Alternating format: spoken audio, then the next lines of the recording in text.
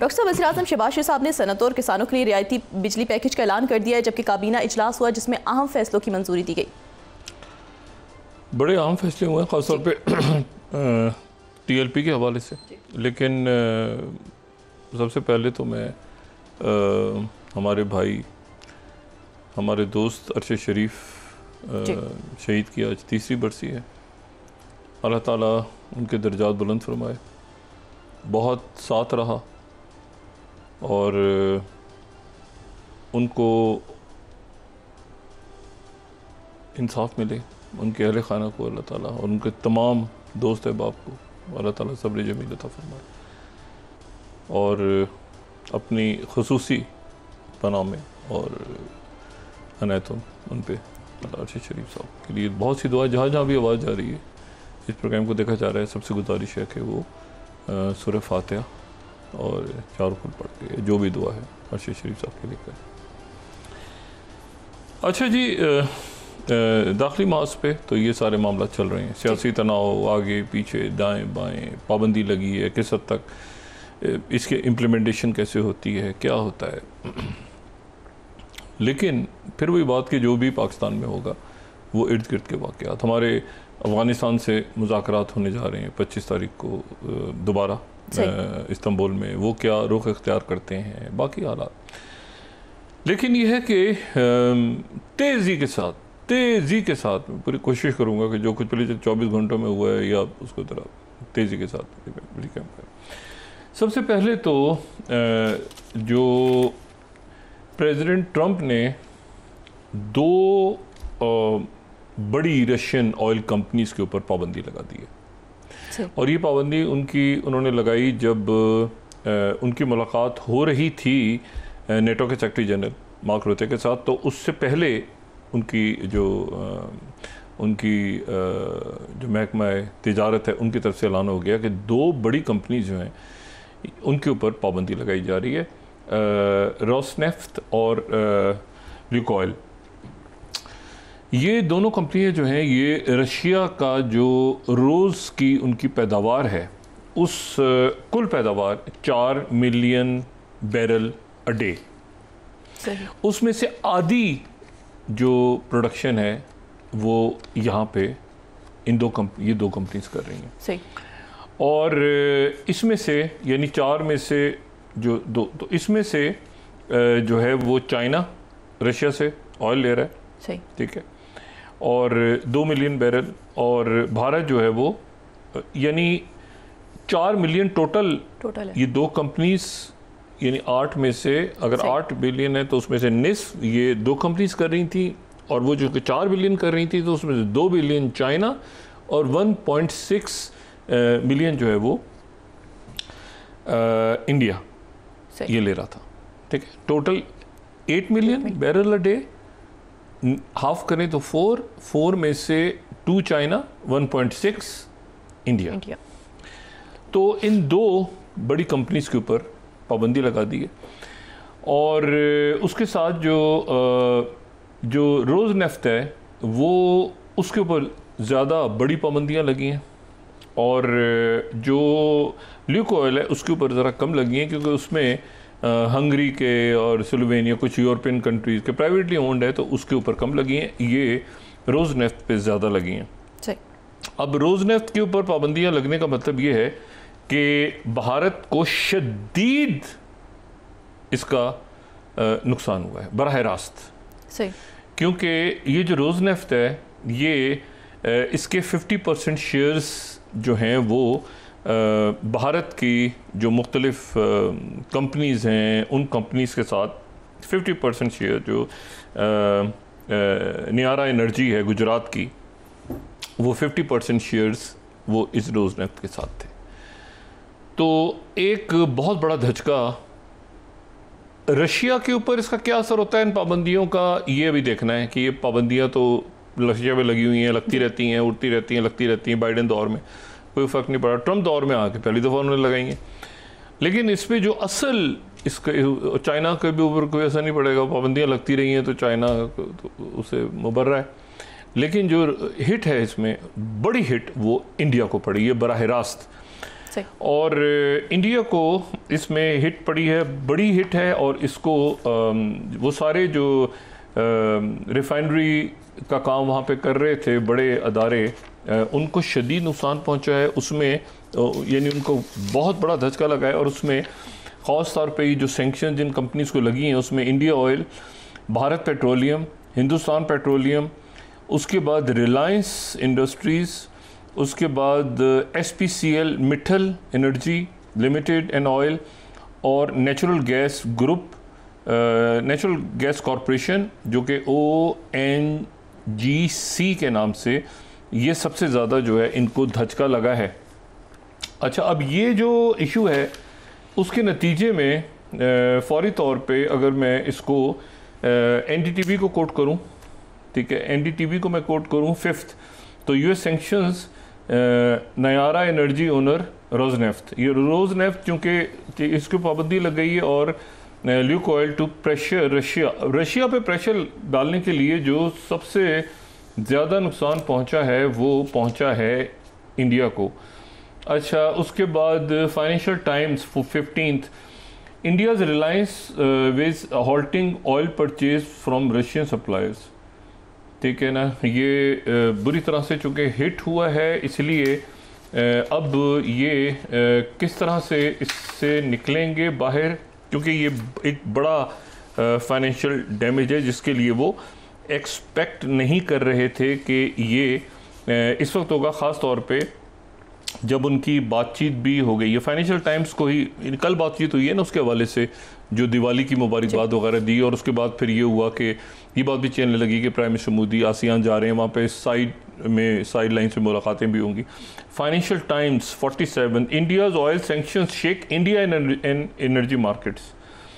अच्छा, और इसमें जो ये एनर्जी मार्केट्स तो पूरी दुनिया की हिल गई, लेकिन उसके साथ ही जो दूसरी इसमें जो इम्पॉर्टेंट बात है वो ये है कि क्या ये सप्लाई ज़ीरो होने जा रही है, क्या इसको टोटल जो है वो इंडिया रशिया से ऑयल बंद करने जा रहा है। तो इसके ऊपर जो है वो ब्लूमबर्ग समेत बाकी जो जरीदे हैं वो ये कह रहे हैं कि इनका ज़ीरो जो है वो ऑयल हो जाएगा, जो ये रशिया से ले रहे हैं वो ऑयल ज़ीरो पे चला जाएगा, टोटल ड्राई हो जाएगा।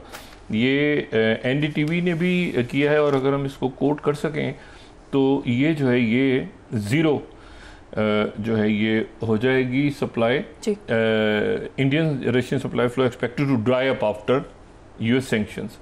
और उसके साथ ही जो है एक वहाँ से भी खबर आ रही है, उनका मीडिया भी कोट कर रहा है, यूक्रेन का मीडिया, वो भी कह रहा है कि ये ज़ीरो तक पहुँच जाएगा, ये सारी जो सप्लाई है ये ज़ीरो होने जा रही है। कीव पोस्ट की एक स्लाइड अगर हम दिखा सकें, वो मैंने बनवाई थी भी।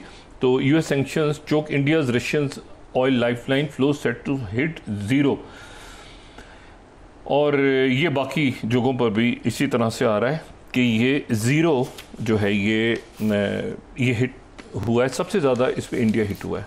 अच्छा, सैंक्शंस लगे हैं रशिया पे, हिट हुआ है इंडिया, और उसका नतीजा ये निकला है कि जो इंडियन प्राइम मिनिस्टर मोदी हैं उन्होंने एक्स पे एक मैसेज डाला है, और उनका जो एक्स का मैसेज है वो उनका एक्स का मैसेज जो है वो है 7th अगर दिखा सकें कि उनकी कन्वर्सेशन हुई है, had a warm conversation with my dear friend Prime Minister Anwar Ibrahim of Malaysia, ठीक है, congratulated him on Malaysia's ASEAN chairmanship and conveyed best wishes for success of coming summits। अब आगे एक बहुत अजब और बहुत ही हैरान कुन एक कदम उठा रहे हैं भारत के वज़ीर आज़म, looking forward to joining ASEAN India Summit virtually,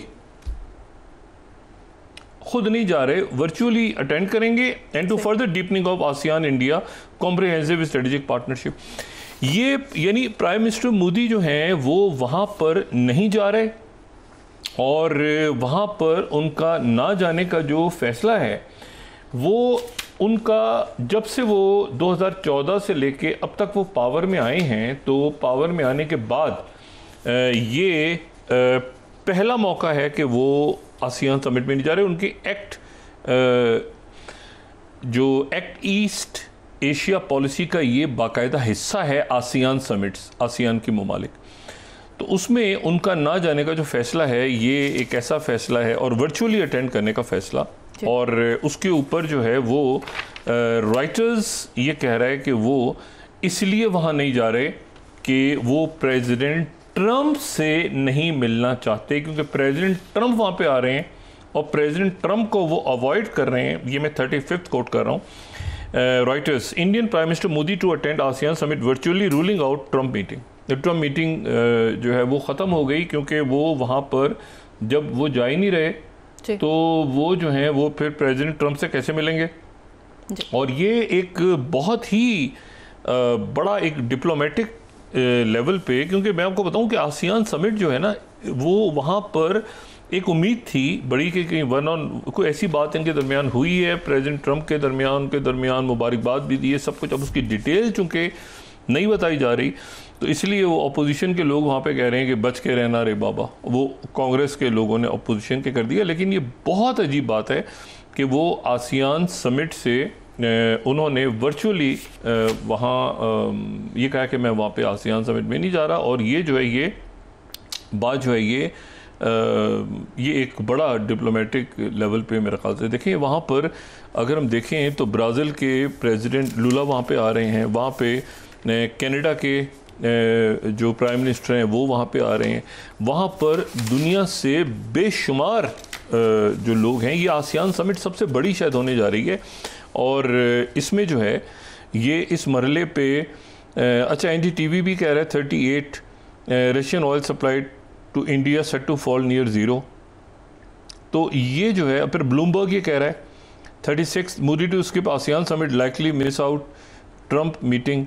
2019 में 20 में तो वर्चुअली उन्होंने अटेंड की थी कोविड की वजह से, 22 में वो नहीं गए थे। हमेशा वो आसियान में जाते हैं। ये पहली दफ़ा ऐसा हो रहा है कि बिल्कुल हालात बिल्कुल मुनासिब हैं, कोई ऐसा क्राइसिस नहीं है, और उन्होंने कहा है कि मैं इसको वर्चुअली अटेंड करूंगा।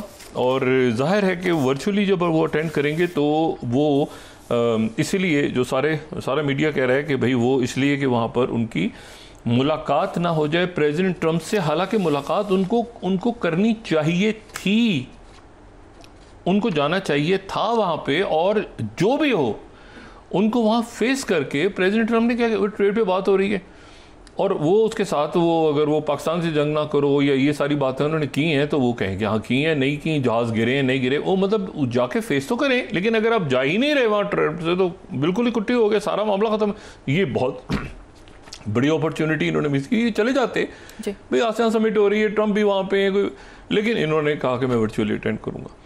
अच्छा, वहाँ पर जो है वो चाइना के वज़ीर आज़म आ रहे हैं आसियान समिट। शी जिनपिंग से मुलाकात बाद में है, सही।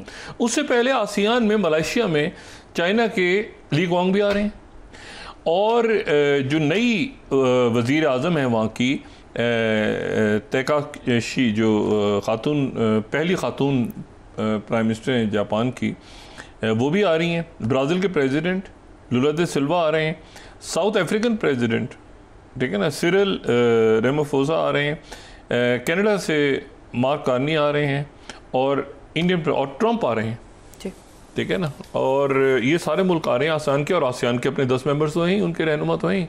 तो लेकिन जो प्राइम मिनिस्टर मोदी हैं उन्होंने अनवर इब्राहिम से कहा कि मैं वर्चुअली अटेंड करूँगा। तो ये एक बड़ी अजीब सी बात हुई है। और ये मेरे ख्याल से ये जो ऑयल के हवाले से जो सैंक्शंस लगी हैं, और उसके बाद पूरी मार्केट्स तो हिल गई हैं ना पूरी सारी, और इसके ऊपर भी उनको बात करनी चाहिए थी। लेकिन ये है कि अब ये कैसे उसे निकलते हैं ये मुझे नहीं पता, लेकिन ये कि बहरहाल इसको कहीं ना कहीं तो इस टेल को इन्होंने इंडिया ने तोड़ना है, वो इनका स्टेल जो है वो टूट नहीं रहा। अच्छा, उससे पहले आसियान समिट में प्रेसिडेंट ट्रंप की मुलाकात तो आसियान में नहीं हो रही ना, आसियान में तो कंबोडिया और उसके लिए, लेकिन वहाँ पे टीम्स कल से पहुँच रही हैं। अमेरिका और चाइना के मुज़ाकरात शुरू हो रहे हैं, और ये ग्लोबल टाइम्स में कोट कर रहा हूँ 46, China and America to hold economic and trade talks in Malaysia from 24 October to 27 October. यानी इसी दौरान वहाँ पर गुफ्तगू कल से शुरू हो जाएगी उनकी दोनों की, चाइना और अमेरिका सब बात कर रहे हैं आपस में जी, सबकी ट्रेड डील हो रही है, ठीक है। और जो है वो साथ ही 48th ministry of foreign affairs Japan ने आज ऑफिशियल अनाउंसमेंट कर दी है कि उसके बाद प्रेसिडेंट ट्रम्प जो हैं वो अगले मंडे से वो जापान के दौरे पे होंगे, और ये जो दौरा है उनका 27, 28, 29 3 रोज़ का ये उनका दौरा है जापान का होगा। और इस दौरान वहाँ पे वो जो उनके बादशाह हैं उनसे मुलाकात करेंगे, और जो नई प्राइम मिनिस्टर वहाँ पे आई हैं तकाशी, उनके साथ वो मुलाकात करेंगे। और साथ ही जापान यूएस अलाइंस और क्वाड गायब हो गया, देखिए ना, जापान में बात हो। अच्छा, इसके बाद वो जाएंगे साउथ कोरिया, तो साउथ कोरिया जाएंगे और साउथ कोरिया में मुलाकात शी जिनपिंग से तय हो रही है, लेकिन उससे पहले वो डील्स और सारे मामलात वगैरह वो तय हो रहे हैं। तो अभी तक जो तफसील आई है वो यही। दूसरी जो बात हुई है वो ये है कि उन्होंने जो है वो वॉल स्ट्रीट जर्नल ने एक स्टोरी ये कर दी 7th कि यूएस लिफ्ट्स की restrictions on Ukraine's use of 7th use of European long range missiles, ठीक है। अच्छा, इसके ऊपर यानी अमेरिका ने पाबंदियां हटा दी हैं, यूक्रेन से कहा है कि तुम जो हो वो चलाओ यूरोप के लॉन्ग रेंज मिसाइल और रशिया पे अटैक करो। ये वॉल स्ट्रीट जर्नल ने स्टोरी दे दी कि प्रेसिडेंट ट्रंप ने इजाज़त दे दी है। उसके बाद प्रेसिडेंट ट्रंप ने सोशल ट्रूथ पे मैसेज डाला फौरन कि second, the Wall Street Journal story on USA's approval of Ukraine being allowed to use long range missile deemed as fake news. The US has nothing to do with those missiles, wherever they may come from and what Ukraine does with them. हमारा कोई ताल्लुक नहीं है उन के साथ, उन missiles के साथ, और ये गलत स्टोरी है। लेकिन जी, जो शेडो स्टॉर्म मिसाइल्स हैं, शेडो स्टॉर्म मिसाइल्स के ऊपर से गालिबन उन्होंने टॉमाहॉक्स रोक दिए। उन्होंने टॉमाहॉक्स रोके हैं और ये कहा है उन्होंने टॉमाहॉक्स रोकते हुए कि ये जो है ये टॉमाहॉक मैं इसलिए रोक रहा हूँ क्योंकि ये इसको चलाने के लिए बड़ा वक्त चाहिए, इसकी ट्रेनिंग जो है वो नहीं है उनके पास, तो इसलिए मैं टॉमाहॉक मिसाइल नहीं दे रहा यूक्रेन को।